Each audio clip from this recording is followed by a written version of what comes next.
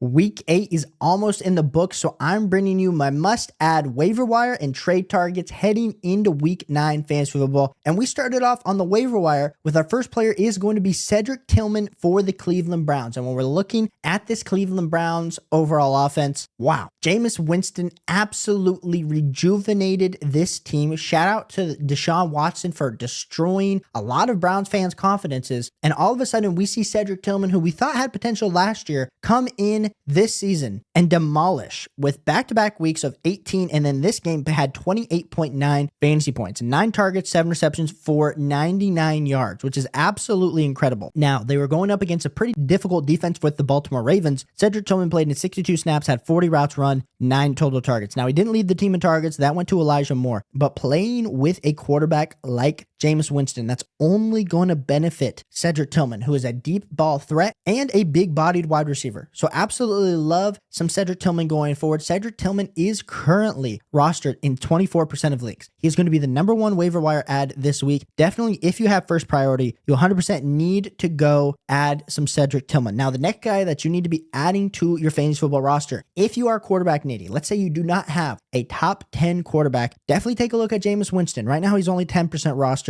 But in this game versus Baltimore, did put up 23.56 fantasy points, 41 attempts for 27 yards, 343 yards, 3 total touchdowns, and didn't throw a pick. Now, when we add Jameis Winston to our fantasy football roster, the part that you do have to understand is that Jameis Winston loves to take risks. And with big risk comes big reward, but also comes some big downside. So going forward, if you need a backup quarterback, if you're struggling to have a good quality starting level quarterback where you've had injuries, maybe you had A-Rich, maybe you had a guy like Derek Carr, getting a guy like Jameis Winston onto your team can definitely help boost the overall ceiling of your team and help you compete at least for the next 2 weeks and or potentially the rest of the season, depending how things go for the Browns. So definitely take a look at Jameis Winston as a waiver wire add. I think the next guy we're going to talk about is probably rostered, but I just wanted to bring up the name Keon Coleman. Dude's been absolutely electric. He was a major waiver wire add last week, but right now in Sleeper, he's only 64% rostered. This dude needs to be rostered in 100% of leagues. So if you're in somehow like that 35 to 40% of leagues that don't have Keon Coleman currently rostered, go get Keon Coleman. 18 fantasy points, 7 targets for 5 receptions, 70 yards. Absolutely amazing. Caught that touchdown. Ever since they traded for Amari Cooper, I guess Keon Coleman decided to actually start playing football and become an alpha level wide receiver. And that's what Keon Coleman has done. Khalil Shakir also had a great day. It was a down day for Amari Cooper. I'm not saying that that's going to constantly kind of be the theme. I definitely think Amari Cooper, especially after last week,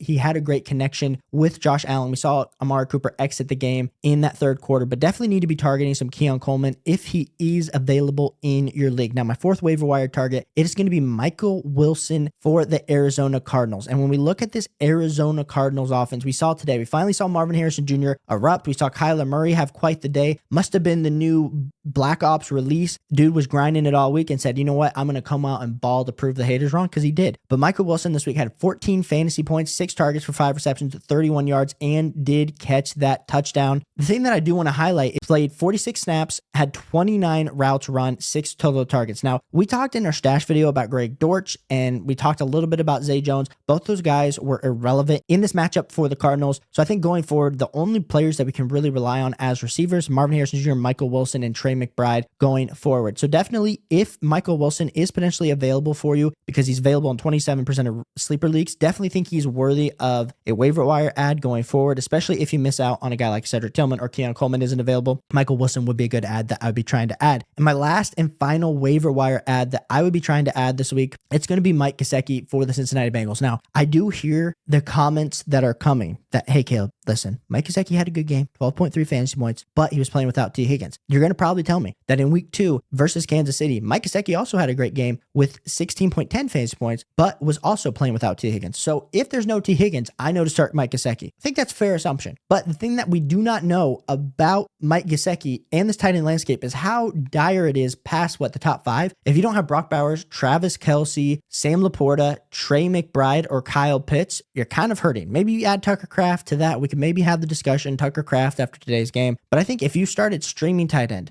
Mike Gesicki is a guy that I would potentially be looking to add after this eruption. I understand it hasn't been great in the tight end landscape, especially, Mark Andrews had a decent day today alongside Tucker Kraft. Evan Ingram had himself a decent day. So there were some decent tight end performances on this tight end Sunday, but Mike Gesicki is a guy that definitely need to be taking a look at waiver wire, add 12% rostered going forward if you are questioning it. Now, we move into the trade part of discussion where we talk about potential buys I would be trying to buy for my fantasy football team going forward. And the first player that we're going to talk about, it's going to be Drake Maye for the New England Patriots. And we're looking at Drake Maye. I think he should be a trade target, but there's even a chance that Drake Maye's potentially out there on your waiver wire because he is 26% rostered. This game, he got knocked out in the second quarter going up against the Jets, and he had already put up 11.52 fantasy points. In the previous 2 weeks, had 20 and 21 fantasy points. The thing that I am highlighting with Drake Maye is I think Drake Maye is on a trajectory to get into the top 8, if not top 7 redraft fantasy football quarterbacks on a points per game basis, playing for a crappy Patriots team, which is absolutely incredible. But we do need to try to go add him because he's having a ton of upside, and especially if you're desperate at quarterback, of course, if Drake Maye's there over Jameis Winston, go add Drake Maye.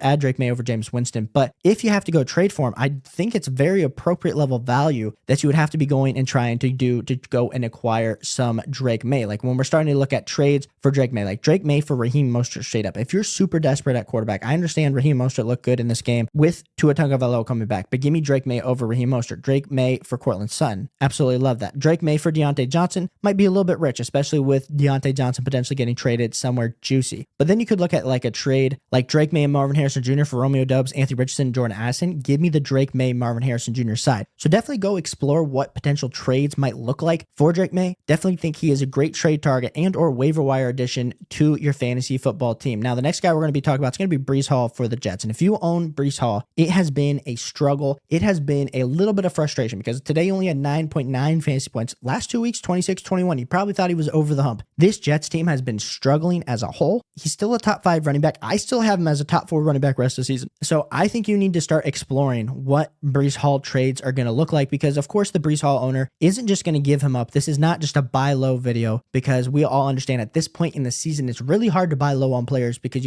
everyone has an idea of where they're at and where they're going. Could you trade DeAndre Swift to go get Breece Hall? Give me Breece Hall. Could you trade Deebo Samuel to go get Breece Hall? Give me Breece Hall. Could you trade Brian Thomas and Brian Robinson for Breece Hall? Give me Breece Hall. Like those are some very interesting trades that literally just happened today at the top that I would be looking at to go try to trade for Breece Hall. Now, the next player that I would be going and trying to trade for, it's going to be Brian Robinson for the Washington Commanders. And shout out to Jayden Daniels for absolutely looking electric coming off of really hurting that hip. Put up that game-winning Hail Mary. But even in this game, Brian Robinson only put up 8.6 fantasy points. And the thing that we have to consider with Brian Robinson, as much as it was a down day, they are going up against 3 top-tier defenses over the next 3 weeks. Going up against the Giants front 7, the Pittsburgh front 7, and then the Philadelphia Eagles front 7, which has been difficult for running backs. Now, Brian Robinson, top 17 running back. I think Brian Robinson going forward next to Jayden Daniels, it's just juicy. It's just a juicy player that I want to be trying to add, especially if maybe I'm feeling a little bit weak at my RB2 spot. Can I go trade some depth at another position to go get Brian Robinson? Because when we're looking at trades, Joe Burrow and Brian Robinson for Josh Allen, if I could tier off of Josh Allen to go get Joe Burrow and Brian Robinson, that's a deal I'm looking to do. Jacoby Myers and take Baby for Brian Robinson, give me Brian Robinson. Like DeAndre Hopkins, Raheem Mostert for Brian Robinson, I'm leaning the Brian Robinson side, especially if I need some help at the running back position. So definitely go target some Brian Robinson as a trade target. And we're bringing you 2 more trade targets in this video. The next one's going to be Jayden Reed for the Packers. And the Packers wide receiver core, whether it's been Wicks, Christian Watson, Jayden Reed, Romeo Doubs, Tucker Kraft, it's kind of been wide receiver by committee where we don't know who's going to be performing week in and week out. I still have Jayden Reed as a top 14 wide receiver rest of the season. Now, I did push Jayden Reed from my wide receiver 12 rest of the season down. So he has gone down my rankings a little bit after these last 2 weeks. This week only had 7.5 fantasy points, 3 targets, 2 receptions for 55 yards. And then in week 7 versus Houston, only had 3 fantasy points. But going forward, I understand there was a little bit of a Jordan Love injury. I hear all that. But Jayden Reed is a super explosive level wide receiver that if I already have a clear wide receiver 1, or even maybe a clear wide receiver 1 and 2, and I can go buy into some Jayden Reed to go supplant Adam as my wide receiver 2 or a flex level option, absolutely love it. Like Jayden Reed for Amari Cooper straight up, give me the Jayden Reed side. Jayden Reed for Keon Coleman and Tucker Kraft. Give me the Jayden Reed side. Jayden Reed for Chris Olave. Give me the Jayden Reed side. I think it's pretty abundantly clear. Jayden Reed is a great buy right now, just based on everything that's happened to him in these last few weeks. Now we move on to the next player that you need to be going and trying to buy. It's going to be DeAndre Hopkins